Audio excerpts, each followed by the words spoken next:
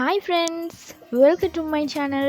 Today நம்ம என்ன பார்க்க போறோம்னு சொன்னா hair growth treatment பத்தி நம்ம today பார்க்க போறோம். So வீடியோக்குள்ள போக முன்னாடி என் சேனலை subscribe பண்ணாதவங்க subscribe பண்ணிக்கோங்க. பக்கத்துல இருக்கிற bell button ஆல் click பண்ணி வெச்சுக்கோங்க.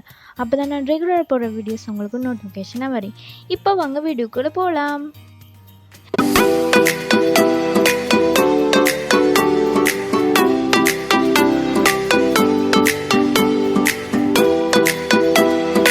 ஹேரை எல்லாருமே கவனம் செலுத்தணும். அது ஆணாக இருந்தாலும் சரி பெண்ணாக இருந்தாலும் சரி இருபாலருக்கும் முக்கியமான ஒரு விஷயம். பெண்கள் அதிகமாக ஆசைப்படுறது ஹேர் நல்ல லாங்காக இருக்கணும், ஷைனிங்காக இருக்கணும் அப்படின்னு சொல்லி ஆசைப்படுவாங்க. அதுக்கான டிப்ஸை தான் நம்ம இன்றைக்கி பார்க்க போகிறோம். ஹேர் க்ரோத் டிப்ஸ் வாங்க பார்க்கலாம். அதில் ஃபஸ்ட்டு ஹெட் மசாஜ். ஹெட் மசாஜ்ன்றது நம்ம உச்சந்தலையில் மசாஜ் செய்கிறது ரொம்ப முக்கியமான ஒரு விஷயம்.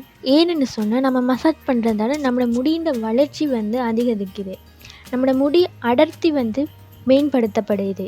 நம்ம ஹெட்டுக்கு ஒவ்வொரு நாள் மசாஜ் கொடுக்குறதால நம்மளோட மனதில் இருக்கிற அழுத்தங்கள் பதற்றங்கள் எல்லாம் நீங்கக்கூடிய சக்தி இதில் இருக்குது. மசாஜ் செய்யும்போது நம்மளோட முடியின் வளர்ச்சி இன்னும் ஊக்குவிக்கப்படுது. ஸோ எல்லோரும் மசாஜ் செய்கிறது ரொம்ப முக்கியமாக கொள்ளணும். நம்ம நெக்ஸ்ட்டு பார்க்க போகிற டிப்ஸ் கோகோனட் ஆயில்.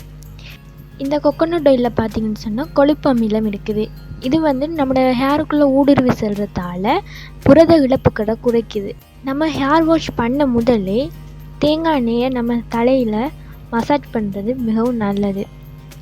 இதனால் பார்த்திங்கன்னு சொன்னால் உங்கள் உச்சந்தலையில் இந்த கோகோனட் ஆயிலை மசாஜ் பண்ணுறதால உங்கள் ஹேர் லாங்காக வளரும் அண்ட் ஒரு ஷைனிங் கொண்டு வரும். அந்த கப்பு வடித்து டேமேஜ் ஆகி இல்லாமல் ஒரு பளபளப்பான தன்மை இருக்குது.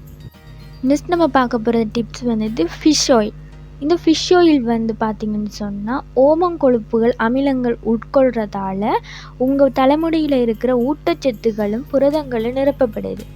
இது உங்களோட ஹேரை இன்னும் மேம்படுத்தத்தான் உதவி செய்யுமே தவிர ஹேரை டேமேஜ் ஆக்கிறதுக்கு உதவி செய்யாது.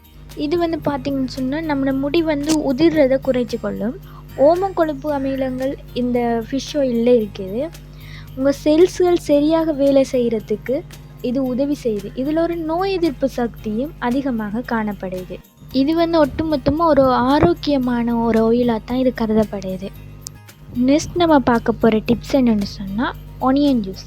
இந்த ஆனியன் ஜூஸில் பார்த்திங்கன்னு சொன்னால் நம்மளோட ஹேர் இன்னும் ஊக்குவிப்பதோட நம்மளோட ஹேரை வளர்ச்சியை அதிகரித்து அடர்த்தியை அதிகரிக்கக்கூடிய ஆற்றல் இதில் இருக்குது. இது எப்படி அப்ளை பண்ணுறோன்னு சொன்னால் வெங்காயத்தை நல்லா அரிஞ்சு அதை நல்லா பிழிஞ்சு எடுத்துட்டு நம்மளோட உச்சந்தலையில் மசாஜ் பண்ணணும். ஒரு 50 மினிட்ஸ் விட்டுட்டு அதுக்கப்புறம் வாஷ் பண்ணினா ஓகே. நெக்ஸ்ட் நம்ம பார்க்க போகிற டிப்ஸ் என்னென்னு சொன்னால் ஆலிவ் ஆயில். இந்த ஆலிவ் ஆயிலில் பார்த்திங்கன்னு சொன்னால் ஒமேகா அமிலம் இருக்குது. இது நம்மளோட முடியை ஆரோக்கியமாக வச்சுருக்கிறதுக்கு இந்த ஆலிவ் ஆயில் உதவி செய்யுது. நம்ம உச்சந்தலையில் நேரடியாக பயன்படுத்தும் போது ஆலிவ் ஆயில் எண்ணெய் அடர்த்தியான முடியை மேம்படுத்துறதுக்கு இது உதவி செய்யுது. இது முடி அடர்த்தியாக்குறது மட்டும் இல்லாமல் முடியை மென்மையாகவும் உதவி செய்யுது. ட்ரையான முடியை ட்ரைனஸ்லேருந்து விடுபட்டு ஒரு பளபளப்பான முடியை நமக்கு தருது. ஸோ நம்ம இந்த ஆலிவ் ஆயிலை யூஸ் பண்ணுறது மிகவும் நல்லது. நெக்ஸ்ட் நம்ம பார்க்க போகிற டிப்ஸ் ஆரஞ்சு ஜூஸ். இந்த ஆரஞ்சு ஜூஸில் பார்த்திங்கன்னு சொன்னால் விட்டமின் அதிகமாக இருக்குது. இயற்கையாகவே கந்தகத்தை மேம்படுத்தக்கூடியது இந்த ஆரஞ்சு ஜூஸில் காணப்படுது. இதனால் நம்மளோட முடியின்ற தோற்றம் ரொம்ப அடர்த்தியாக காணப்படும்.